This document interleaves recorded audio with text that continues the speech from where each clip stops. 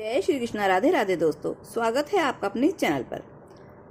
आज हम लेकर आए हैं आपके लिए भाद्रपद मास के कृष्ण पक्ष की चतुर्थी तिथि की कथा, जिसे ग्रामीण अंचलों में बहुला चौथ, बहुला चतुर्थी या गोधन चौथ भी कहा जाता है।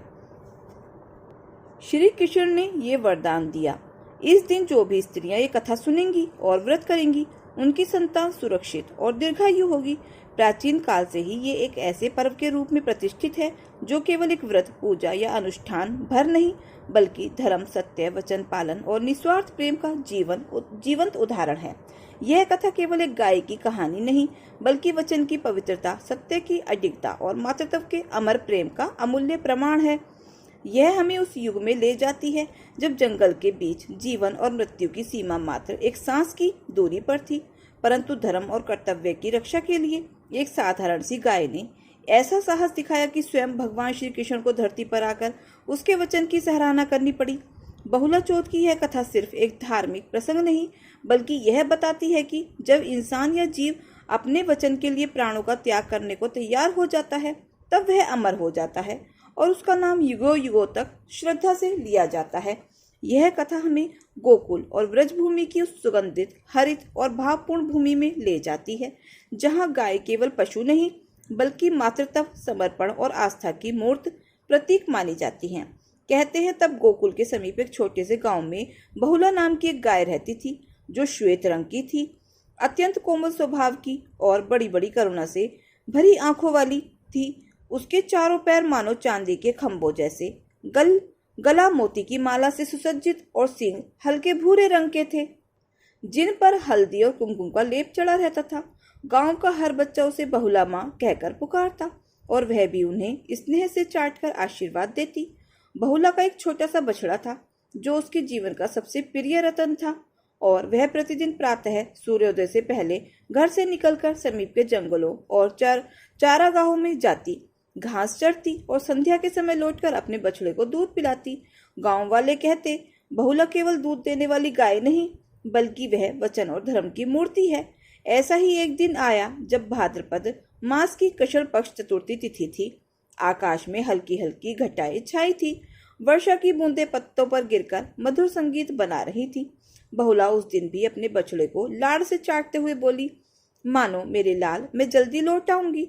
और वह जंगल की ओर निकल पड़ी। परंतु उस दिन जंगल में भयावह निस्तब्धता थी। पत्ते भी मानो किसी अज्ञात आशंका से स्थिर थे। घास की महक में भी एक अनजाना डर घुला हुआ था, क्योंकि उसी जंगल के कोने में सिंहकेत नाम का एक भयंकर सिंह कई दिनों से भूखा छिपा बैठा था। उसकी आंखों में भूख की ज्वाला और शरीर में असाधारण शक्ति थी। जैसे ही उसने बहुला को अकेले आते देखा, उसने बिजली की तरह छलांग लगाई और गर्जना करते हुए उसके सामने आ खड़ा हुआ। बहुला ने पहले तो भय से एक कदम पीछे लिया, परंतु तुरंत ही उसने अपने मन को स्थिर किया और शांत स्वर में बोली, हे वनराज, मैं जानती हूँ कि आप भूखे हैं और मैं आपका भोजन बन सकती हूँ, किंतु मैं एक माँ हूँ और मेरा छोटा बछड़ा घर पर भूखा मेरा इंतजार कर रहा है। कृपया मुझे एक अवसर दे कि मैं उसे दूध पिलाऊं, फिर मैं स्वयं लौटकर आपके सामने आ जाऊंगी। सिंहकेत के यह बात सुनकर आश्चर्य हुआ और उसने क्रोध और व्यंग से कहा, गाय, जंगल में ऐसे अवसर नहीं दिए जाते। यहाँ जो एक बार शिकार बन गया वह वापस नहीं लौटता है। मैं तुम्हें क्यों जाने दूं? बहुला ने निश्चल नेत्रों से उसकी ओर देखा और बोली, वनराज, मैं गोवंश की संतान हूँ, सत्य और वचन के पालन के लिए जानी जाती हूँ। यदि मैं लौटकर न आई तो मेरा धर्म नष्ट हो जाएगा। आप केवल मेरी आंखों की सच्चाई देखिए। सिंहकेत उस अदम्य निश्चय और पवित्रता को भांप गया। उसके भीतर कहीं एक कोमल भाव जागा और उसने कहा, ठीक है, जाओ, लेकिन सूर्यास्त से पहले लौट आना। बहुला तेजी से गांव की ओर लौटी। रास्ते में धूल उसके पैरों से उड़ रही थी, लेकिन उसके मन में केवल एक ही बात थी, बछड़े को दूध पिलाकर वचन निभाना है। जैसे ही उसने घर पहुंचकर बछड़े को दूध पिलाया, उसके आंसू टपकने लगे। उसने बछड़े के माथे को चूमा और मन ही मन कहा, मेरे लाल, आज तेरी माँ को तुझसे बिछड़ना होगा, लेकिन मेरा वचन ही मेरा धर्म है। तभी उसका मालिक आया और बोला, बहुला, कहाँ जा रही हो? अभी तो आई हो। बहुला ने अपने मौन और भावपूर्ण नेत्रों से मानो कहा, मालिक, आज मेरा धर्म मुझे बुला रहा है। मुझे रोकिए मत। और वह पुनः उसी स्थान पर लौट गई जहां पर सिंहकेत उसका इंतजार कर रहा था। सूर्य अस्ताचल की ओर बढ़ रहा था। आकाश सुनहरा हो रहा था। बहुला को लौटते देख सिंह ने आश्चर्य से कहा, मैंने सोचा था तुम कभी नहीं आओगी, लेकिन तुमने वचन निभाया। यह देखकर मैं दंग हूँ। और तभी सिंहकेत के शरीर से एक दिव्य प्रकाश निकला और वहां स्वयं भगवान श्री कृष्ण प्रकट हो गए। उन्होंने मुस्कुराते हुए बहुला के सिर पर हाथ रखा और कहा, हे बहुला, आज तुमने केवल अपने धर्म की रक्षा नहीं की, बल्कि यह भी सिद्ध कर दिया कि वचन और सत्य सबसे बड़े बल हैं। तुम्हारे इस त्याग और निष्ठा के कारण मैं तुम्हें आशीर्वाद देता हूँ कि तुम्हारा नाम युगों युगों तक पूजा जाएगा। इस दिन जो भी स्त्रियां तुम्हारी कथा सुनेंगी और व्रत करेंगी, उनकी संतान सुरक्षित और दीर्घायु होगी। तब से इस दिन को बहुला चौथ के रूप में मनाया जाने लगा। इस दिन विशेषकर गौ माता की पूजा होती है। महिलाएं व्रत रखती हैं। गोधूली वेला में गाय को खिला पिलाकर उसकी आरती करती हैं और फिर बहुला की कथा सुनती हैं।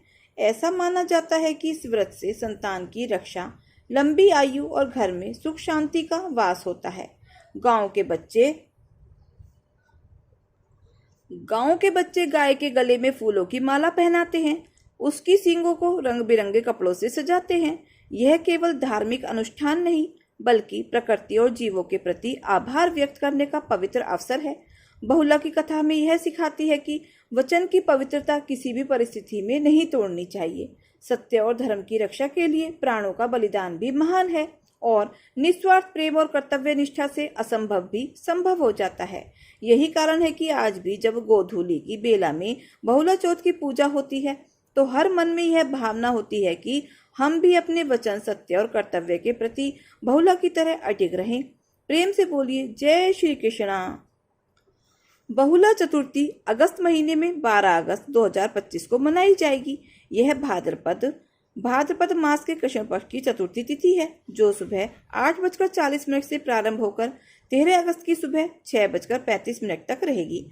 पूजा मुहूर्त का महत्वपूर्ण समय गोधूली पूजा का मुहूर्त शाम 6:50 से 7:16 तक। चंद्रमा उदय का समय शाम 8:59। कथा का संदेश। बहुला की कथा हमें यह सिखाती है कि वचन की पवित्रता किसी भी परिस्थिति में नहीं तोड़नी चाहिए। सत्य और धर्म की रक्षा के लिए प्राणों का बलिदान भी महान है। निस्वार्थ प्रेम और कर्तव्य निष्ठा से असंभव भी संभव हो सकता है। यही कारण है कि आज भी जब गोधूली की बेला में बहुला चौथ की पूजा होती है, तो हर मन में यह भावना होती है कि हम भी अपने वचन, सत्य और कर्तव्य के प्रति बहुला की तरह अडिग रहें।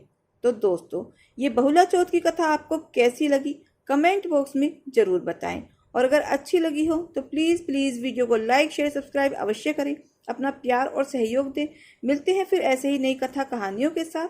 धन्यवाद। एक साधारण सी गाय ने अपने वचन,